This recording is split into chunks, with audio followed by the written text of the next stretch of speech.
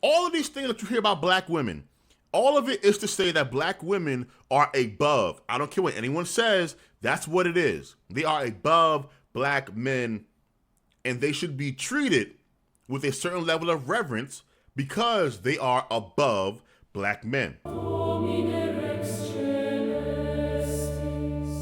So yesterday, Stephen A. Smith, he put out his response to the National Association of Black Journalists for giving him some type of thumbs down award that he got for, I think it was like disparaging comments towards black women and, you know, some other stuff really. And I was looking forward to Stephen A.'s response because if nothing else, Stephen A. Smith is one of the most entertaining ranters we have ever seen on television, bar none, right? Like, you know, him and Skip used to get on First Take talking all types of nonsense, but it was so entertaining because of how he, you know, how animated he gets.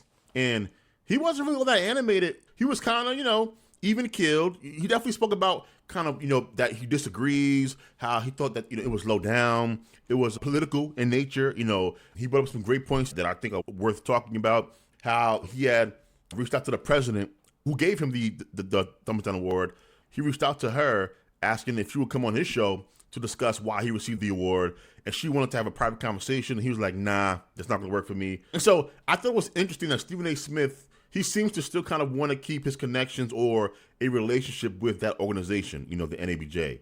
But as far as what he had to say, one of the things that Stephen A. Smith said was that he believes that this was political, right? Meaning, if he had said the things that people don't like that he said to Jasmine Crockett, to and about Michelle Obama, but he said those things about Candace Owens or like Sage Steele, that he would not have received any type of thumbs down from this organization, right? It's because he's speaking against leftist women, you know, leftist black women, that he received this award. I think there is some truth to that, right? That, you know, this is political. One of the things that I've said on numerous occasions, most black organizations are not nonpartisan organizations, even though they say that they are. It's bullshit, right? It's kind of like saying that black churches don't have a political bent when most black churches absolutely have a political bent, and that political bent bends towards Democrats, right? NAACP, bent is Democrat. NABJ, bent is Democrat. Almost any black organization that you are aware of, that you know of, it bends towards leftist causes, democratic causes. They work hand in hand. It is what it is, right? So was this due to politics in part? Of course it was. But he made another point that I don't think even he was aware of what he was saying. And I kind of wanted to kind of talk about that because in defending himself, Stephen A. Smith, he went on to talk about all of the black women that he reveres, his mother being his biggest inspiration and his sisters, and he has black nieces. And to be clear, I think he was being genuine, right? This is not me saying that Stephen A. Smith was like capping at all, or he was just trying to save face. I believe Stephen A. Smith, like almost every black person in the black community, has an unhealthy, I'm gonna say it, unhealthy worship of black women. And Stephen A. Smith himself used the word, I wish I remember the word, but I'm gonna put it in this video. And I also reminded folks, black men revere black women.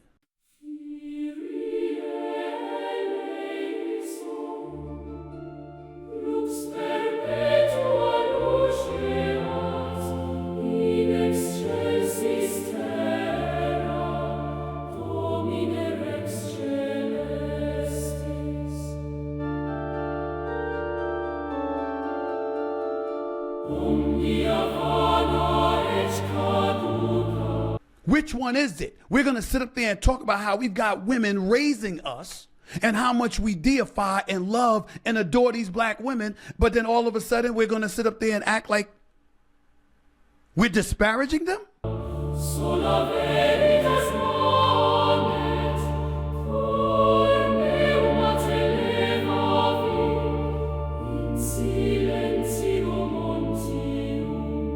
And when he said that, I was thinking in my mind, Stephen A. Smith, that's the problem.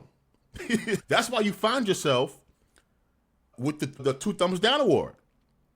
It's because we have, and I'm going to say it, somebody has to say it, we black people, the black community, you know, it's so funny. I think this stems all the way back to once black men really, really like, you know, when single mother households in our communities reached that like above 60% level, like when we were in the 70s, I really do think that the black boys raised by that generation of black women became black men who view their mothers as kind of gods almost. And we haven't really got our way back to like sanity since then. Because we do hold black women to this disturbing level of reverence, right? You know, you hear, listen to black women, you know, trust black women, you know, follow black women. You know, the black women are the backbone of the black community. You know, black women are the leaders of the Democratic Party. Like black girl magic. All of these things that you hear about black women, all of it is to say that black women are above. I don't care what anyone says. That's what it is. They are above black men, and they should be treated with a certain level of reverence because they are above black men. And Stephen A. Smith, even during his rant of defending himself, was not aware that because of that overwhelming belief held by a majority of black people, that because Stephen A. Smith was being constructive of Jasmine Crockett, who is an elected official, talking about Michelle Obama, who is, listen, she was the first lady, which makes her a political figure, whether she wants to be or not, that he was committing sins. Because again, when black women are gods, if you offend, you are committing sins. And so Stephen A. Smith was trying to logic his way to a position that really he committed a religious offense. Thus, he is desecrating the gods of the black community, which are black women. And this is not healthy because, you know, I think black women have adopted a level of political arrogance about themselves in the way in which they try to talk about black men and how we are supposed to vote or how we should vote and we better vote this way or that way, which I find to be annoying and just off-putting and, you know, just backwards really. But more importantly, it keeps you from actually getting better as a community. It keeps us from having constructive conversations because critique is where you get progress, right? Anyone who is above critique, how can you expect them to ever get better, to ever have to defend their positions, to logic their way through certain things if they will never be challenged? And so Stephen A., as someone who, he's a centrist for the most part, he says all the time that he is socially liberal and fiscally conservative, right? Which means he doesn't fall in lockstep with the political direction that black women believe that the black community should be following, which is the Democrat path. And so, yeah, he's going to be rejected and kind of, you know, hit around by these organizations and, you know, spat on and kicked out. And to me, he should embrace it. You know, if I'm Stephen A. Smith, you have to just take this on the chin as the cost of being an independent thinker, right? There's a lot of groupthink in the black community, man. Like a lot of groupthink. You know, you have to adopt certain opinions on black gender roles, now the LGBTQ stuff, you know, politics, social issues, capitalism, right? You know, if you're a capitalist, you're a bad black person, right? To be black and to be a real black person, you kind of have to adopt certain left-wing positions that somehow have gotten tied to blackness. And if you don't walk that path, then yeah, you know, you're going to be called a coon, you're going to be called a sellout, you're going to be called all types of disparaging names, but you should wear it as a badge of honor because what it means is you think for yourself. You know, you come to your own conclusions, you say what you actually think and believe. Groupthink is just not a healthy thing, right? I disagree with many mainstream beliefs and attitudes that most black people have. And I'm not going to change my position simply because I want to be held in the warm arms of my community. That's nonsense, right? I'm going to say what I have to say what I believe, say what I'm actually thinking, and let the chips fall where they may. And so I think Stephen A. Smith is going to have to come to terms because, again, his defense of himself was just, I love black women. I have so many black women around me. I employ so many black women. And again, I believe Stephen A. Smith. I don't think he's lying. But he thinks he's going to worship his way out of this while also being a independent, free-thinking black man. It's just not going to work.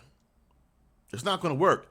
the best way forward, if you are somebody like Stephen A. Smith, like myself, like Glenn Lowry, John McWhorter, Coleman Hughes, if you are someone like us, you just have to be used to living on an island. And that's fine. And it's okay. And there's nothing wrong with it either.